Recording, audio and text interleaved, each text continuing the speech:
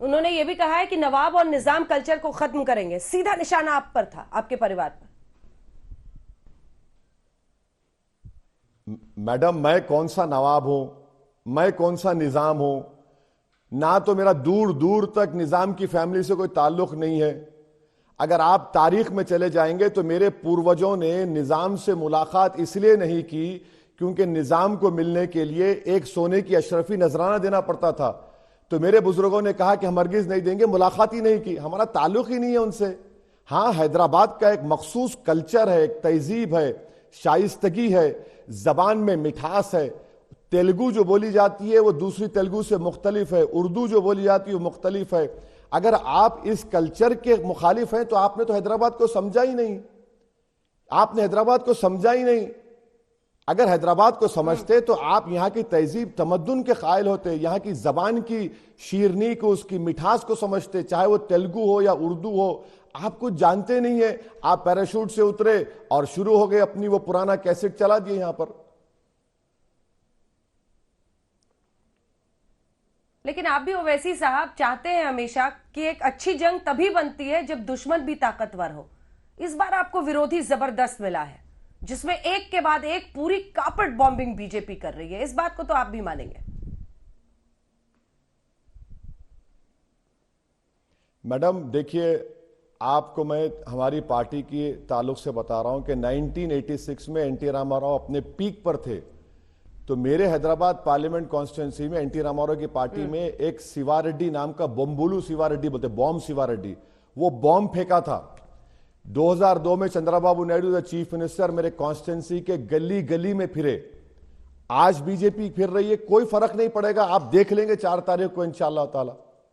अरे आइए ना, डेमोक्रेसी में कौन रोक रहा है? मगर आप लोग जो अनाप शनाप बक रहे हैं, कारपेट बॉम्बिंग, आप सर्जिकल स्ट्राइक करेंगे। आप बताइए मैडम, किसी देश के एक इलाके पे कोई सर्जिकल स्ट्राइक करता है, ये जबान इस्तेमाल करेंगे आप बोलेंगे पाकिस्तानी है यहां पर। अरे भाई, यहां पर अमन से हिंदू भाई, मुसलमान, हमारे दलित, बंगाली, मारवाड़ी कम्युनिटी के लोग आराम से रह रहे हैं। आप बोल रहे हैं कि यहां रोहिंग्या है, पाकिस्तानी है, ये जबान। अच्छा, फिर अगर आप हैं तो होम मिनिस्टर क्या कर रहे हैं? होम मिनिस्टर सो रहे थे इतने साल से, आप क्यों नहीं पकड़ा उसको आपने? हम तो बोल रहे सर पकड़िए उनको, अगर कोई इलीगल है यहां पर पकड़िए। कौन रोक रहे? हम रोक रहे हैं क्या उनको? आपको जंजीरों से बांध के बैठे, आप नहीं कर सकते? ये तो गलत बात है ना। आप तो इलेक्शन की कैंपेनिंग के नाम पे आप तो पूरे इलाके के लोगों को, पूरी शहर को बदनाम कर रहे हैं, तौहीन कर रहे हैं आप।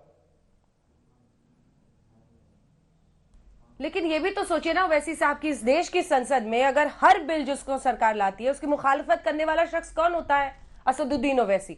चाहे वो सीएए बिल हो, चाहे ट्रिपल तलाक हो, चाहे फार्मर्स बिल को भी, लेकिन जो खास तौर पर सीएए बिल था या फिर उसके बाद से उससे पहले ट्रिपल तलाक बिल था, हर चीज पर आप कहते हैं कि अब जब ये नया ऑर्डिनेंस राज्य सरकारें ला रही हैं, जिसको यूपी सरकार ले भी आई है, लव जिहाद पर, हालांकि उसका नाम नहीं है, लंबा चौड़ा उत्तर प्रदेश धर्म परिवर्तन विदेश वो कानून है, जो भी है, लेकिन इन सब के खिलाफ आप कहते हैं कि संविधान खतरे में है, ये सरकार हिंदू राष्ट्र बनाना चाहती है, ये सरकार जानबूझकर मुस्लिमों को टारगेट कर रही है। तो आप एक धार्मिक आइडेंटिटी की पॉलिटिक्स खेलते हैं ना, जब जब आप करते हैं। इसीलिए बीजेपी ने पूरी ताकत वहां झोंक दी है, क्योंकि अब ध्रुवीकरण उनके लिए आसान हो जाएगा आपके साथ। मैडम, मैं आपको बता रहा हूं कि 4 तारीख के नतीजे आ जाएंगे, घोड़ा मैदान सामने है। अब रहा सवाल कि मैं मुखालिफत करता हूं, तो करना चाहिए ना मैडम, डेमोक्रेसी है। वरना तो नॉर्थ कोरिया हो जाएगा इंडिया, कि प्राइम मिनिस्टर नहीं रहेगा बल्कि किम जोंग हो जाएगा, कि बस आ गया और सब जने थाली मारो और उसको अंगूठा लगा दो। यही तो डेमोक्रेसी की खूबसूरती है कि मुखालिफत होना चाहिए, अपोजिशन होना चाहिए, और होता रहेगा। अरे भाई, मैं तो कोई बीजेपी का तो नहीं हूं कि मोदी जो बोले और आंख और जबान का गूंगा हो जाऊं, आंख का अंधा हो जाऊं। मुझे अल्लाह ने दिमाग दिया है, सोचने की समझने की तमीज दी है, तो मैं मुखालिफत करूंगा। और ये डेमोक्रेसी के लिए बहुत जरूरी है। जो आज पंजाब के किसान आकर दिल्ली में धरना दे रहे हैं, हम उनको सलाम करते हैं, वो डेमोक्रेटिक राइट है उनका। वरना अगर सब लोग थाली बजाने वाले हो जाएंगे, खवाली करेंगे, तो वो जमहूरियत नहीं हो जाएगी। इसको खवाली डेमोक्रेसी कहना पड़ेगा हमको। तो डेमोक्रेसी के सर्वाइवल के लिए अपोजिशन जरूरी है और सरकार का अपोजिशन करना जरूरी है, क्योंकि अगर वो गलत काम करेंगे तो हमको बताना पड़ेगा, आईना दिखाना पड़ेगा कि संविधान के खिलाफ है। अब जैसा एग्रीकल्चर लॉज है वो स्टेट का सब्जेक्ट है, आपने गलत उसको लेजिस्लेट कर दिया, कैसे उसको मानेंगे कोई भी।